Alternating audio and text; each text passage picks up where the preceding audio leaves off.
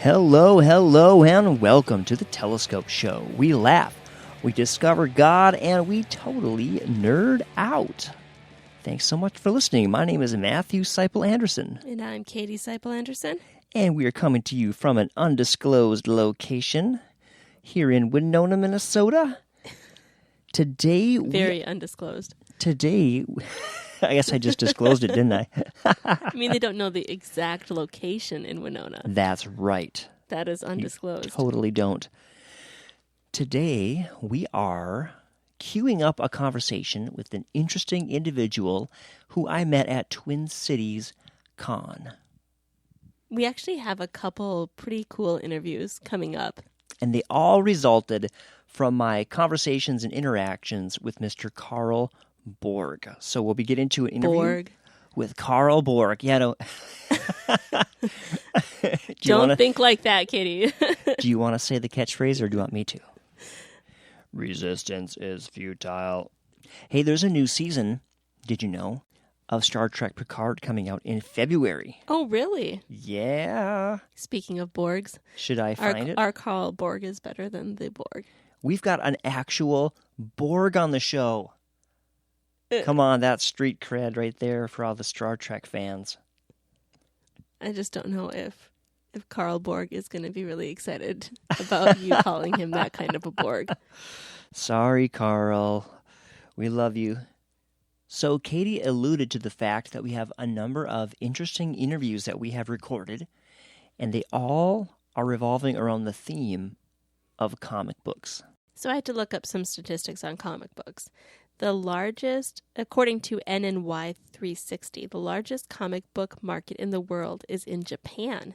Nearly 3 billion Japanese comic books are sold every year. 3 billion? And the first comic book in the United States was The Adventures of Mr. Obadiah Oldbuck. That sounds riveting. Which was sold as a hardcover in 1842. Wow. 1842. That's pretty crazy. The first Superman comic was in 1938, though. Hey, speaking of the first Superman comic, Superman first appeared in Action Comics #1, June 1938. Speaking of Superman, Superman first appeared in Action Comics #1, the June 1938 edition, as you said. And a copy of that issue recently sold for $3,400,000. Wow. Yeah. I wonder if someone found it at a garage sale or if it's been like a family heirloom that's been passed down or something. It could be an heirloom. I mean, that thing is gold. Who would have thought? The price on the cover is 10 cents. I think, without any further ado, let's jump over to our interview with Mr. Carl Borg. I didn't think that was the sound effect. Let's jump over to our interview with Carl Borg and see what's behind door number 2.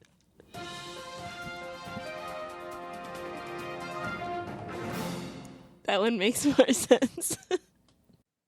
I'm sitting here with Carl Borg, who I met at Twin Cities Convention and also one of the other conventions we were at together where we first met. God, Gamers and Comics, I think it was. The way I remember it was God, Comics, and Gaming, but that's you could be right. God, Comics, and Gaming, we met, and then we met again at Twin Cities Convention, and now here we are chatting. So, yeah, the last time we talked, you gave me your story of how you ended up doing conventions and telling me about what you did at a convention. So can you just tell us some of that story of how you ended up being a part of comic conventions? Okay. If I begin at the beginning, I would say that I have to say that I've been a comic book fan almost as long as I could read, which is a lot of years now.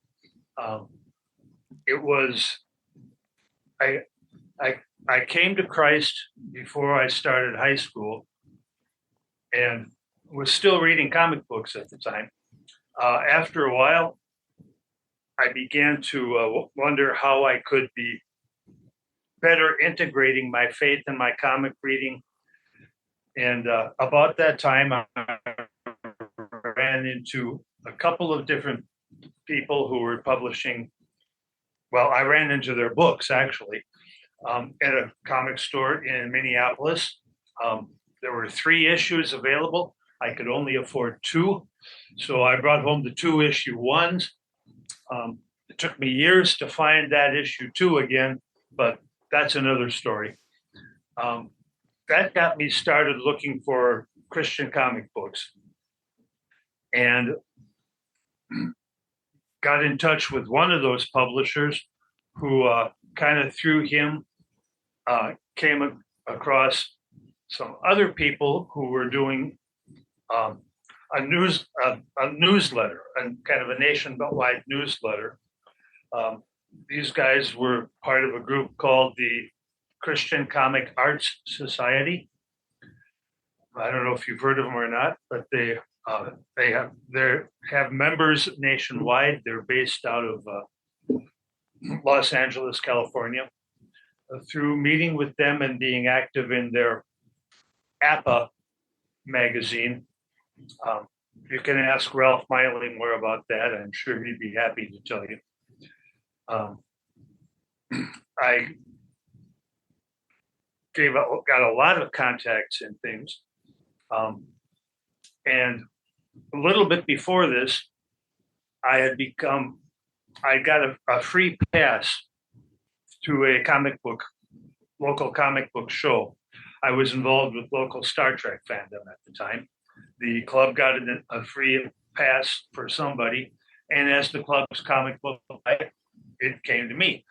So I went and had a great time. This was in the fall of '96. Did all the stuff a person can do at a comic book show. Had a great time. Came out to my car, sat down behind the wheel, and a thought hit me. Now, this is not my normal thought. So I do believe God put this thought in my head.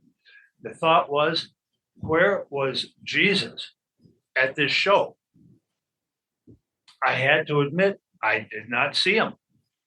So right there in my car, I think even before I started the car, I said, Lord, if you'll make it possible, I'll bring you here next year.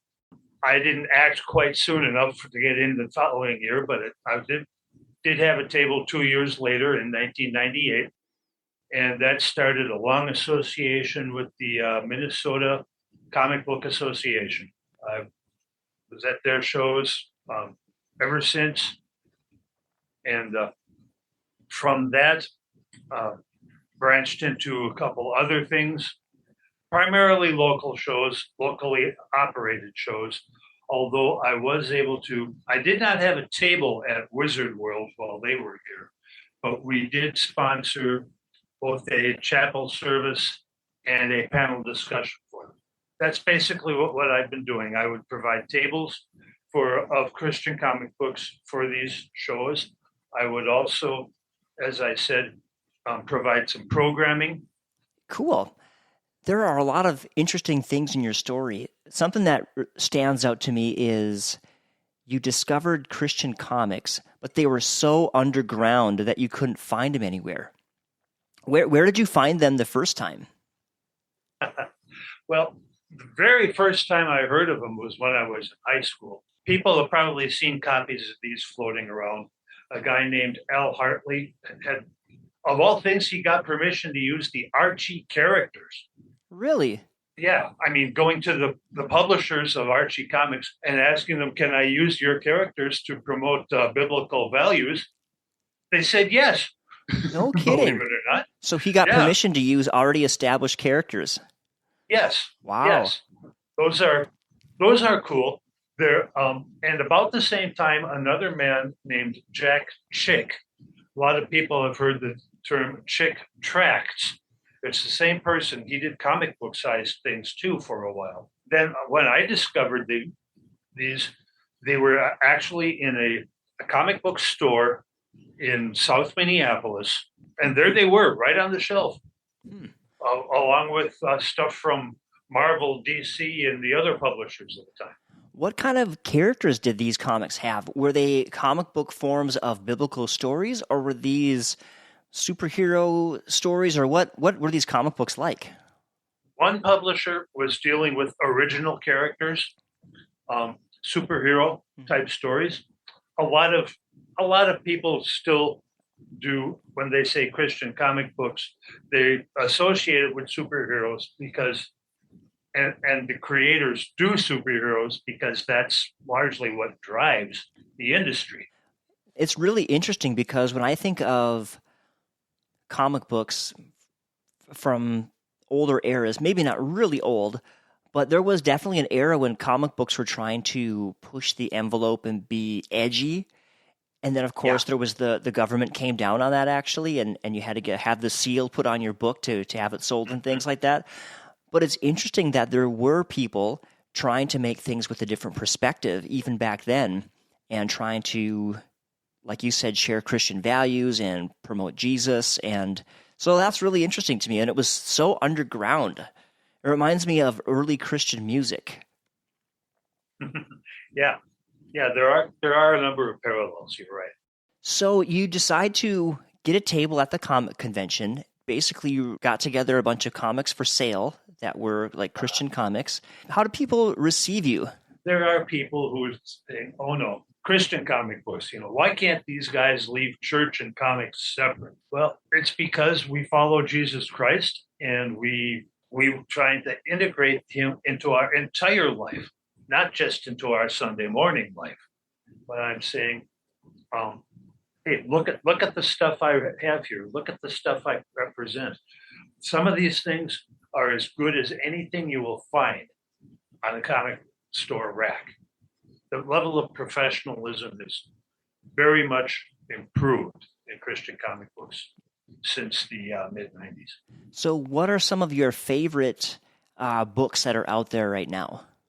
Oh, some of the favorite books out right now. You're going to talk to the creators of some of them. I'm very excited about Dominion from Terminus Media. What they've done with this, the full title is Dominion, Fall of the House of Saul. What they've done is they've taken the story of Saul and King David from First Chronicles, and they've changed the setting. All the names are going to be the same. Names of places, names of characters, those will be the same. But instead of being set in Jerusalem, neighboring countries, it is now you're dealing with a home planet, their colonies. It's a very cool idea, and I like it a lot. Sounds like it's the story of Saul in space, sort of a science fiction version. That's awesome. Another book I'm excited about, I think it's Broad Street Publishers. They have adaptations of the life of Paul and also the life of Peter. He has set them as anthropomorphic characters. They resemble animals. Very well done. Obviously, you're selling comics at conventions, but can people buy things from you any time of the year? I will help people find what they're looking for. I see myself as a promoter, more so than a retailer. Very good. All right. Well, Carl, thank you so much for being on the show. This has been really fun. It's been a cool interview, and we'll have to do it again sometime. Yeah, I'd love to do it again sometime. All right. Thank you so much, Carl, for hanging out, sharing your story and your heart with us. It was very fun to talk and do that interview. And Katie, did you know that Carl has a website? I guess I didn't know it, but I would assume. It is wonder-ministries.com. And don't forget the dash. If you go to that website, you can learn more about the things that Carl has done and can do at comic conventions, including panel discussions, and he has links to the distributors he works with. So if you are interested in checking out some comics and seeing the comics that he promotes, you can find the links there at wonder-ministries.com. And if you want to know more about our show or listen to any previous episodes, you can go to www.thetelescopeshow.com. Don't forget the www. Why did I just say that? No one knows that. I had to be absolutely sure. You know what? It's all good. It's better to have more information than necessary than not enough. I don't know. I don't think it was in this case. You know what? If you want to hang out with really cool people like us more, and you go to our website, there is a link to our www. There's a link to our Facebook group. Go there, click it, and we will add you to our Facebook group. We post, some extra content in there, and we pray for each other. I post, some prayer requests once in a while. So it's awesome. Come hang out with us. Resistance is futile. Until next time, love y'all. God bless. Take care. Bye-bye.